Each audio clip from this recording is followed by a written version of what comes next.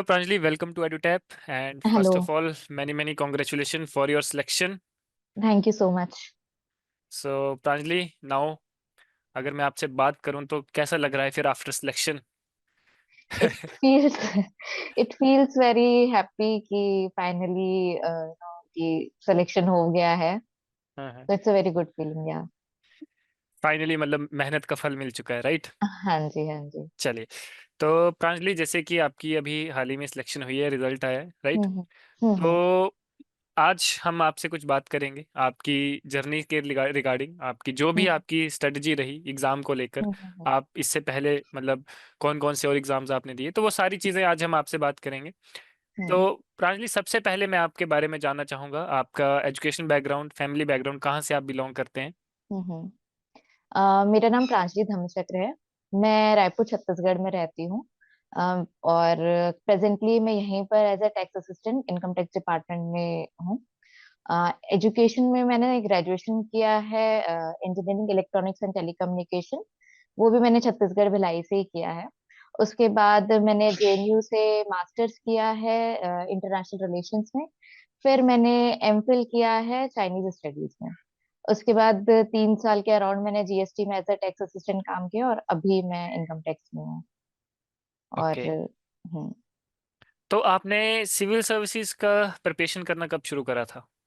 मैंने एक्चुअली मैंने मेरा ग्रेजुएशन मेरा 2012 में कंप्लीट हुआ था। तो हम्म। मैंने 2013 में स्टार्ट किया था सिविल सर्विसेज का प्रिपरेशन। ओके। तो हाँ 2013 में आपने स्टार्ट करा था एंड नाउ इट्स हाँ 2025, है ना? तो काफी हाँ लंबा जी। टाइम गैप जो हो हाँ हाँ बीच में है, राइट? हाँ जी, हाँ तो जी। कैसे मैनेज किया खुद को इतने साल? बिकॉज मेरा ऐसा था कि मैंने बीच में अपनी स्टडीज भी की, एमए किया, एमफिल किया, then I was also preparing for other jobs, exams also. Then I also worked in between, तो उस तरीके से वो मैनेज हो गया। मतलब इट वाज नॉट लाइक कि सिर्फ प्रिपरेशन ही चल रही थी। तब अगर वैसा होता सिर्फ प्रिपरेशन चलती तो शायद थोड़ा ज्यादा डिफिकल्ट होता। बट बिल्कुल। Since I was also engage in other things तो मैनेज हो गया। तो राइट नाउ आप अभी इनकम टैक्स असिस्टेंट हैं, राइट, छत्तीसगढ़ हाँ में? जी, हाँ जी, तो हाँ जी। आपने कब ज्वाइन करी थी ये जॉब? ये वाली तो मैंने 2023 में ज्वाइन की थी, अक्टूबर 2023 में। ठीक है, तो फ्रॉम एसएससी सीजीएल, राइट? हाँ जी, सीजीएल से, हाँ। ठीक है। तो अभी जैसे आप सिविल सर्विसेज की भी तैयारी कर रहे हैं साथ में, आईएएस की? ना, अभी मैं थोड़ा स्टेट पीसीएस की तरफ मेरा थोड़ा ज्यादा फोकस है। और बाय चांस अगर इसमें एपीएफसी का निकलता है वैकेंसी तो I will go for that. तो अभी ओके। मेरा ये दो है। तो अभी अभी हाल में तो मेरा स्टेट पीसीएस का ही है। एपीएफसी का नोटिफिकेशन जब निकलेगा तो I will see then. Right right. तो 2013 से आपने तैयारी करना शुरू करा, है ना? और now hmm it's 2025 and two hmm. 2023 में ही शायद आपने ज्वाइन करा था, आपने जैसे कहा, और साथ में 2023 में ही आपका एग्जाम हुआ था ईपीएफओ का भी। हाँ जी, हाँ जी। एक्चुअली उसके पहले ही हो गया था। पहले मैं जीएसटी में थी, तब मैंने एग्जाम दिया था। और उसके बाद मैंने इनकम टैक्स में ज्वाइन किया। ओके। हाँ जी, तो आपने 2023 में एग्जाम दिया, राइट? और हाँ रिजल्ट जी, इसका आपको अभी मिला है हाँ आफ्टर जी। 1.5 ईयर्स अप्रोक्स, है ना? ऑलमोस्ट या, हाँ ऑलमोस्ट 1.5 ईयर्स। हाँ तो ये हाँ। 1.5 साल मतलब आपको लगा कि मतलब आपको कुछ और भी ट्राई करना चाहिए, या फिर you are waiting for the interview? नहीं, actually I was preparing for state services also. तो मैं उसमें बिजी थी, तो आई वाज लाइक कि ठीक है, अब एग्जाम दे दिया। तो then I moved on to my state PCS का प्रिपरेशन। तो रिजल्ट आया, फिर मैंने सोचा अब जब इंटरव्यू का शेड्यूल आएगा तब आएगा। But I was engage in other things, so mainly my state PCS. तो ऐसा नहीं था कि I was just waiting for it. मैं दूसरी एग्जाम्स की अपनी तैयारी कर रही थी। ओके। तो हम्म। जैसे प्रांजलि, आपने भी कहा कि जैसे आप अभी स्टेट पीसीएस की तैयारी कर रहे हैं, राइट? हाँ जी, हाँ जी, तो अभी जैसे ऑलरेडी आपकी सिलेक्शन हो चुकी है इसमें, एज अ क्लास वन हाँ जी। ऑफिसर ही हैं आप। हम्म। तो फिर आप अभी मतलब स्टेट पीसीएस की तरफ ही मतलब मेन आपका जो फोकस रहेगा कि after selection you will prepare for the state PCS? हाँ, दो चीजें हैं। अगर एपीएफसी का नोटिफिकेशन आ जाता है तो I will also prepare for that, और स्टेट पीसीएस का तो दोनों का देखते हैं क्या होता है। ओके। तो ईपीएफओ का ये वाला एग्जाम आपने फर्स्ट अटेम्प्ट में क्लियर किया, राइट? नहीं, मैंने एक्चुअली जो 2020 में नोटिफिकेशन एक शायद आया था जिसका एग्जाम आई थिंक 2021 में हुआ था। हम्म। वो मेरा कुछ मार्क्स से रह गया था रिटर्न। उसके बाद मैंने ये दिया था, सेकंड अटेम्प्ट था। ओके। तो हम्म जब आपने पहला एग्जाम दिया और दूसरा एग्जाम दिया, तो क्या प्रिपरेशन में आपने चेंजेस किए, क्या स्ट्रेटजी में आपने जो है वो चेंजेस किए कि आपका फर्स्ट टाइम नहीं हो पाया और सेकंड टाइम जो हम्म। है वो आपने रैंक भी हासिल कर लिया? पहली बार मैंने जस्ट स्टार्ट ही किया था, लाइक मुझे पता नहीं था कि क्या करना है क्या नहीं करना है, तो मैंने बस अपने नोट्स बनाए थे, उसको जैसे भी अपना प्रिपेयर किया था। और मेरा थोड़ा अकाउंट्स वाला जो पोर्शन था वो मैंने उतने अच्छे से नहीं प्रिपेयर किया था। ओके। तो इस बार मैंने उस पर भी ध्यान दिया, और जो एप्टीट्यूड वाला पोर्शन था उसको भी ज्यादा अच्छे से किया। तो ओवरऑल जितने एरिया से पूछा जाता है क्वेश्चन, जैसे साइंस के भी क्वेश्चंस हमारे कुछ रहते हैं, तो वो सारे क्वेश्चंस को मैंने, और जो प्रीवियस ईयर क्वेश्चंस थे उनको अच्छे से किया। तो ये मैंने किया था इस बारी। ठीक है। तो जैसे अभी आपने देखा कि आप सिविल सर्विस की तैयारी कर रहे थे या बाकी एग्जाम्स की हम्म तैयारी कर रहे थे, राइट? लेकिन हम्म अगर हम ईपीएफओ की बात करें स्पेसिफिकली, हम्म तो इसमें कुछ सब्जेक्ट्स ऐसे हैं, जैसे आपने भी हम्म बताया, तो वो थोड़े से डिफरेंट है ना, हम्म हम्म पर्टिकुलर फील्ड से डिफरेंट है। उनको हम्म आपने किस तरह से प्रिपेयर किया, उनको आपने हम्म स्पेशली कौन सा ऐसा मतलब आपने किस तरह से उसकी प्रॉपर प्रिपरेशन करी और किस तरह से हम्म उसको जो है मैनेज करा along with the other subjects as well? Hmm. तो सबसे पहले इसमें दो चीजें हमारे, दो टॉपिक्स जो है वो इम्पोर्टेंट है। जैसे लेबर लॉज वाला जो वो इंडस्ट्रियल रिलेशन वाला जो टॉपिक है वो, और दूसरा अकाउंट्स जो कि सिविल सर्विसेज से अलग होता है, जो हम नहीं प्रिपेयर करते हैं। तो लेबर वाले के लिए मैंने एक अनस्टॉपेबल एजुकेशन करके यूट्यूब में एक चैनल है, जिसमें शायद वो यूजीसी नेट के लिए उन्होंने लेबर लॉस पढ़ाया है। तो मैंने उसका वीडियो देखा था और उसके अपने नोट्स बनाए थे। और अकाउंट्स के लिए मैंने एडुटेप का जो लेक्चर्स था वो देखा था मैंने। तो ये दो चीजें मैंने उसी से की थी, बाकी और मैंने कुछ नहीं किया था। इसी को मैंने फिर रिवाइज किया। और क्योंकि क्वेश्चंस भी एकदम ऐसे डीप में जाके नहीं होते हैं, मतलब एक आपके पास अगर अच्छा नोट्स है तैयार है, बेसिक नोट्स तैयार है, तो उससे आप कर सकते हैं। तो मैंने ये दो चीजें इसके लिए फॉलो की थी। बाकी तो सब्जेक्ट्स हम जैसे साइंस वगैरह करते ही हैं सिविल सर्विसेज के लिए, इंग्लिश एप्टीट्यूड वगैरह करती हैं, तो दैट वाज द सेम। बस ये दो चीजें मैंने इसके लिए की थी। और मैंने अपना एक क्वेश्चन बैंक बनाया हुआ था, मतलब जो प्रीवियस ईयर क्वेश्चन का था। तो I use to read the topics and then see कि हाँ ये मेरे टॉप नोट्स में कवर है या नहीं। तो जो नहीं था वो उसको मैंने कवर कर लिया था। बाकी that was my whole strategy for the written exam. हाँ, तो प्राइमली जैसे अगर हम बात करें आपके इस एग्जाम की, है ना, ईपीएफओ के एग्जाम की, तो इसमें पीवाई क्यूज और करंट अफेयर्स का कितना रोल रहा आपकी प्रिपरेशन में, और मॉक पीवाईक्यू, टेस्ट का? हाँ जी, पीवाईक्यू का तो बहुत इंपॉर्टेंट रोल था, क्योंकि जो मैंने नोट्स ही बनाए थे वो मैंने पहले पीवाईक्यू देख के ही बनाए थे कि किस लेवल के क्वेश्चंस पूछते हैं, कितना डीप में जाके पूछते हैं। Because if you start studying laws तो वो तो हम्म। बहुत ज्यादा डीप हो जाएगा, तो उतना डीप में हमको जाना नहीं। तो at least you have to have a end point कि हाँ मेरे को इतना ही करना है, इससे ज्यादा मुझे नहीं करना है। तो दैट आइडिया वो पीवाईक्यू से आ जाता है कि आपने एक टॉपिक देखा, इसमें इतने ही क्वेश्चन, इस टाइप के क्वेश्चन पूछे जाते हैं, then you prepare your notes likewise. तो पीवाईक्यूज का वो है। और मॉक मैंने ज्यादा दिए नहीं थे ऑनेस्टली।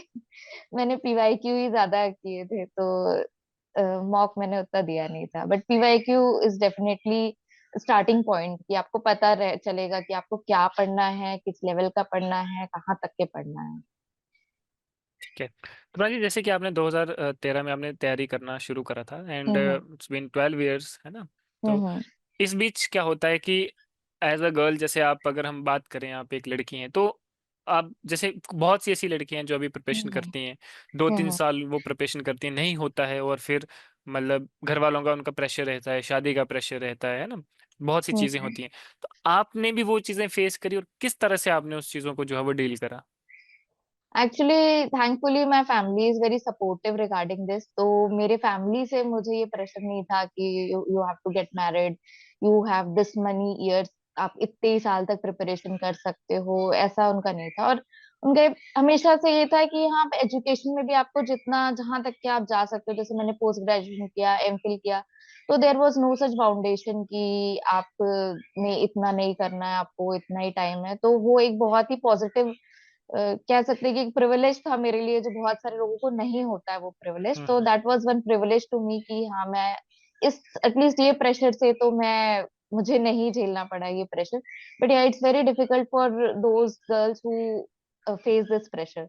तो मेरे लिए, मेरे पेरेंट्स के लिए, मेरे लिए ये था इम्पोर्टेंट कि करियर के उस मुकाम पे तो एटलीस्ट पहुंचे कि जो हमने सोचा था, एटलीस्ट अगर वो नहीं तो कम से कम सेकंड बेस्ट तो कम से कम मिले।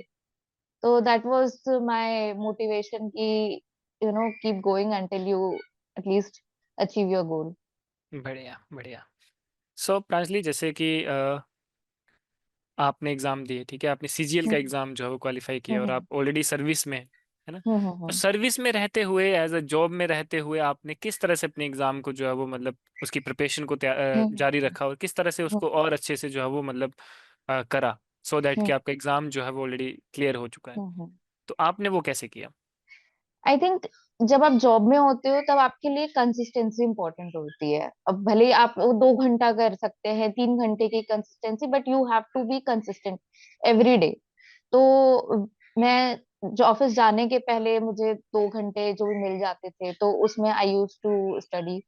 फिर जैसे ऑफिस में छोटे छोटे ब्रेक्स रहते हैं जब आपके पास काम नहीं होता है उतना, तब हम्म आई यूज टू स्टडी। फिर लंच ब्रेक होता है तब आई यूज टू स्टडी। और घर आने हम्म। के बाद में, अब जैसे गवर्नमेंट जॉब में जनरली ऐसा होता है कि आप जब घर आते हैं तो आप जी। उतने बिजी नहीं रहते हैं गवर्नमेंट जॉब में कि आपको घर आके भी काम करना पड़ रहा है, रेयर होता है वो।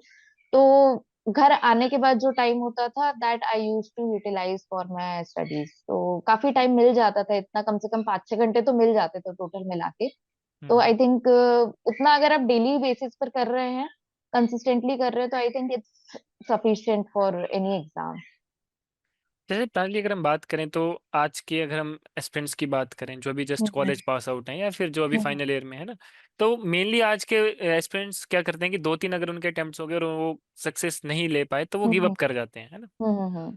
तो आपको क्या लगता है कि मतलब कब तक जो है वो हमें प्रिपरेशन करनी चाहिए, और मतलब हमारे पास प्लान बी होना जरूरी है या फिर हमें एक तरफ ही जो है वो फोकस करके चलना है? सी पर्सनली मेरा तो ऐसा था कि you should always have a plan B. Hmm because you are preparing for exam जिसका सक्सेस रेट काफी it is a very low percentage. मतलब बहुत कम लोग सेलेक्ट होते, इतने लोग, लाखों लोग एग्जाम में बैठते हैं। तो you should always have a plan B because we see बहुत ही क्रूशियल ईयर्स हमारे अटेम्प्ट्स में चले जाते हैं। Hmm and by the time हमारे अटेम्प्ट खत्म होते हैं तब तक कि हमारी दूसरी एग्जाम्स की भी एज ऑलमोस्ट निकल रही होती है। तो देयर अनदर प्रेशर। फिर प्रेशर आता है कि अब कितने टाइम तक अनएम्प्लॉयड रहेंगे। तो आई थिंक एज आप अगर 1-2 अटेम्प्ट्स दे देते हैं तो at least you should see for other options also, कि अगर किसी को एमबीए करना है या if you have to choose another career path या दूसरी एग्जाम की तैयारी करनी है, तो you should always have another plan कि इफ अगर मेरे 1-2 अटेम्प्ट्स में नहीं हुआ तो at least I prepare for this, and उसके साथ साथ I also continue this goal. But ठीक है, एटलीस्ट एक job I secure. Because personally for me job is a very important thing. और जब आप जॉब में आते हैं तब आप दूसरे एग्जाम के लिए प्रिपेयर करने के लिए आपका कॉन्फिडेंस भी आता है। सो बिल्कुल। That you have nothing to lose, at least you have one job. वो एक डर आपके माइंड से निकल जाता है कि अगर ये एग्जाम नहीं निकला तो क्या होगा। तो it hmm. Gives another kind of confidence. मतलब मेरे साथ पर्सनली ये हुआ है। तो that's what I am telling. तो आज के जो स्टूडेंट्स हैं जो अभी प्रिपरेशन कर रहे हैं, जिन्होंने प्रिपरेशन करना स्टार्ट करा है, उनको हम्म आप ऐसे क्या गुरु मंत्र देना चाहेंगे? अब मैं एक वर्ड यूज करूंगा, तो आप ऐसी क्या उनको टिप्स देना चाहेंगे सो दैट हम्म कि वो अपनी प्रिपरेशन और बेहतर से कर सकें और एग्जाम ओरिएंटेड कर सकें और कम हम्म समय में जो है वो अपना एग्जाम क्वालिफाई कर सकें? हम्म मैं ये कहना चाहूंगी कि जो अपने बेसिक्स है वो स्ट्रॉन्ग करें। और एक टारगेट लेके चले कि हाँ मुझे ये चीज करनी है, और like give it your 100%। Because बाद में आपके पास कोई रिग्रेट ना रहे। बाकी तो सोर्सेज हमको ऑनलाइन सब जगह मिल ही जाते हैं, because there is no shortage of resources. आप कहाँ से करना है, क्या स्ट्रेटेजी होनी चाहिए। बट द थिंग इज कि कई बार हम फेलियर से डरते हैं, और उस प्रेशर में कई बार हमको ऐसा लगता है कि हम शायद ना सक्सीड कर पाए, and that affects our performance. तो रिजल्ट के बारे में ना सोच के just prepare and give your 100%। Think that is what the best thing is to do जब भी आप किसी भी एग्जाम की प्रिपरेशन कर रहे हैं तो। ग्रेट। बढ़िया, बहुत अच्छा लगा प्रांजलि आपसे बात करके। तो इसके हम्म अलावा आप अपनी तरफ से कुछ जो है वो हमारे व्यूअर्स जो एस्पिरेंट्स हैं जो आपकी इस वीडियो हम्म को देखेंगे, and you are motivation for many girls, ठीक है, जो हम्म गर्ल्स हैं उनके लिए आप काफ़ी एक हम्म मोटिवेशन का वो है, ठीक है, क्योंकि हम्म आपने काफ़ी मतलब एग्जाम्स क्वालिफाई किया, आप ऑलरेडी एक सर्विस में थे, देन उसके बाद साथ हम्म साथ में दूसरी प्रिपरेशन और एक लंबा समय का गैप यानी हम्म। कि 12 साल का गैप, ठीक है, तो ये हम्म। आपका रहता है। तो आप उनको क्या जो है वो बताना चाहेंगे, उन लड़कियों को जो फीमेल हम्म। या एस्पिरेंट्स हैं, उनको आप हम्म। क्या सलाह देना चाहेंगे, उनको क्या स्ट्रेटेजी जो है वो बताना चाहेंगे? आई थिंक लोग बोलते बहुत सारी चीजें हैं, हम इतनी सारी चीजें हम सुनते हैं, अरे इसका जॉब, इसने एग्जाम दिया था नहीं निकला, इसकी अभी तक शादी नहीं हुई। आई थिंक सुनो सबकी, but we should also learn to ignore all those things, to not let that seep inside us, क्योंकि if it gets into us तो वो हमारी प्रिपरेशन पे, हमारे गोल पे कहीं ना कहीं असर करती है। तो अब लोग तो बोलेंगे, लोगों का काम है कहना। तो I think you should have a focus. ठीक है, अब लोग जो बोल रहे हैं बोलने दो, because don't, I didn't pay any heed to any of these things. ठीक है, जिसको जो बोलना है बोलने दो, I know what I want to do in my life, so that should be the approach towards life and towards preparation of an exam. Right. तो that's all Pranjali, बहुत अच्छा लगा आपसे बात करके, और आपकी प्रिपरेशन स्ट्रेटेजी से ऑब्वियसली जो एस्पिरेंट्स हैं वो मोटिवेट होंगे, और जो हम्म। जो आपने टिप्स बताए हैं ज़रूर उनको फॉलो करेंगे। हम्म। और जाते जाते मैं आपसे सिर्फ एक क्वेश्चन पूछना चाहूंगा कि आपको फिर एडुटैप के बारे में कहाँ से पता चला? और मुझे आई थिंक यूट्यूब से पता चला। यूट्यूब में एक्चुअली बीच में मैं थोड़ा देख रही थी जो आरबीआई का ग्रेड बी का एग्जाम होता है, नाबार्ड वगैरह का, although I didn't go for it because मुझे लगा कि मैं, मेरे लिए नहीं सुटेबल है वो एग्जाम। तो आई थिंक तब मैं कुछ स्क्रॉल कर रही थी यूट्यूब में and then I found out. फिर शायद कुछ नोटिफिकेशन या किसी के थ्रू मुझे पता चला कि आप लोग शायद ईपीएफओ का भी क्लासेस दे रहे हैं, और anyways I wanted to have a accounts का session I wanted to have. तो वो एडुटेप में था, तो मैंने इसलिए मुझे यूट्यूब के थ्रू आई थिंक पता चला क्या है। हम्म। तो again once again finally many many congratulation for your selection, thank you और सो मच। आने वाले जो भी एग्ज़ाम की आप दोबारा प्रिपरेशन कर रहे हैं, उम्मीद है कि आप उनमें भी सक्सीड करेंगे। और थैंक यू सो मच। बहुत अच्छी चीज़ें आपने जो है वो हमारे साथ शेयर करी हैं, जो कि ऑब्वियसली जो है वो एस्पिरेंट्स के लिए बहुत ही ज़्यादा यूज़फुल रहेंगी। हम्म। तो आज के लिए इतना ही Pranjali. Many many okay. Congratulation, wish you very all thank the you so much. Best. Thank you thank you. So much. Thank thank you.